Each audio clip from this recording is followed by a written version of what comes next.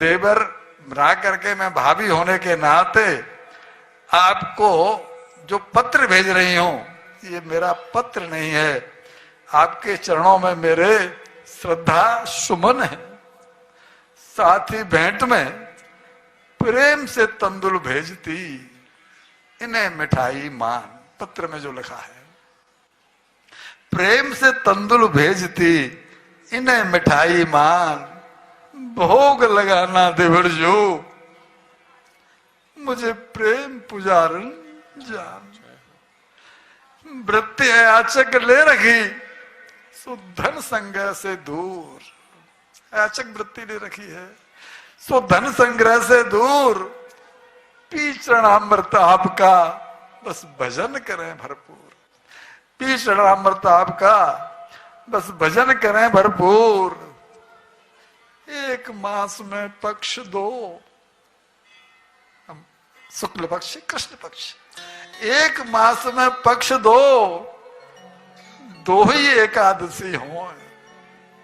एक माह में दो एकादशी होती है। एक मास में पक्ष दो, दो ही एकादशी हो।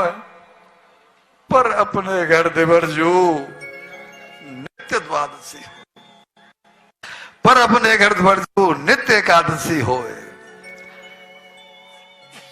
क्योंकि करने को कुछ नहीं, क्योंकि करने को कुछ है नहीं, घर में नहीं कोई काम, सो बांध के कपड़ा पेट से दिन भर जपते।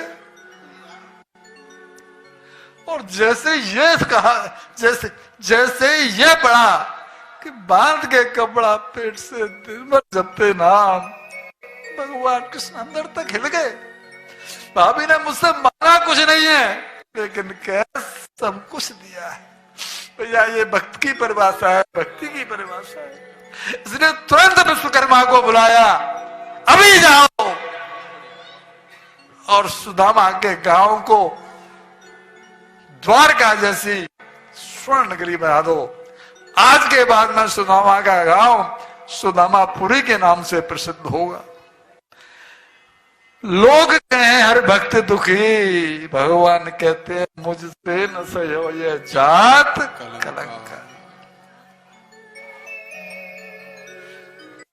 लेकिन वो भक्त होना चाहिए जो अभी विभक्त की परिभाषा बताई। भगवान कहते हैं कि ये मेरे लिए कलंक है कि कोई ये कहे कि भगवान का भक्त दुखी है। लेकिन भक्त होना चाहिए।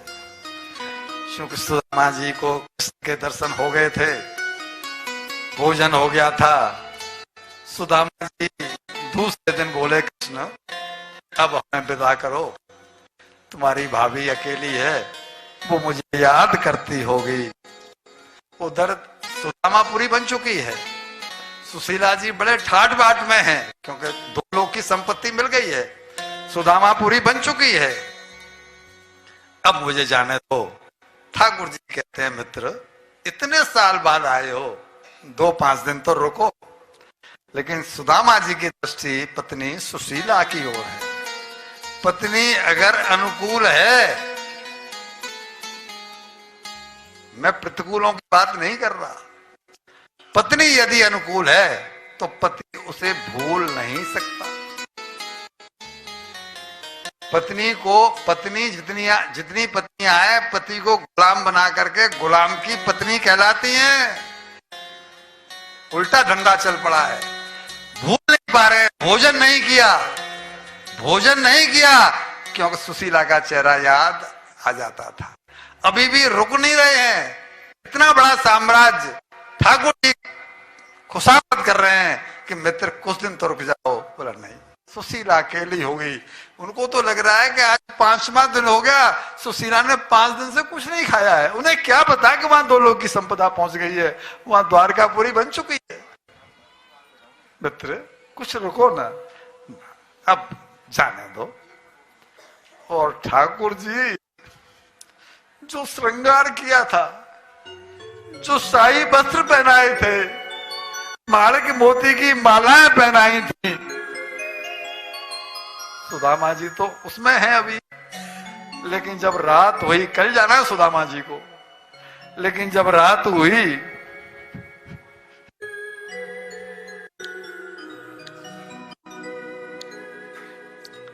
तो सुदामा जी के उन फटे वस्त्रों को जिनको पहन के आए थे,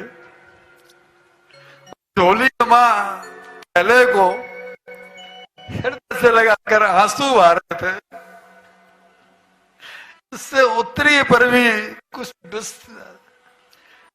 बिंदु अश्रु के टपक पड़े। रुक्मिणी जी ने पूछ लिया, भगवान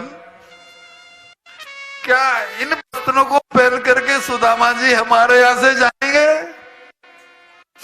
राजमहल से इन वस्त्रों के साथ उनको विदा करोगे?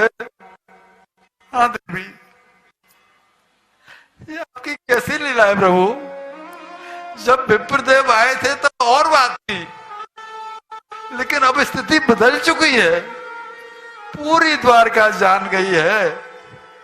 एक विप्र आया था कृष्ण का यहाँ, वो कृष्ण का बाल सखा है, और अब जब वो इन वस्त्रों में जाएंगे विप्रदेव, तो द्वारका वासी क्या कहेंगे?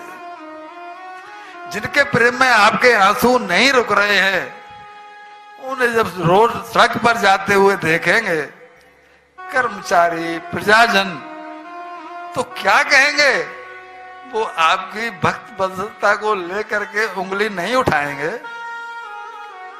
हे नाथ, ऐसे नहीं, मैं लक्ष्मी हूं, मैं अन्नपूर्णा हूं, कैसे बर्दाश्त करूं कि ब्राह्मण देवता को द्वारकाधीश के मित्र होने की बात ही विदा नहीं हो पा रहे हैं, ये कैसे देख पाऊं?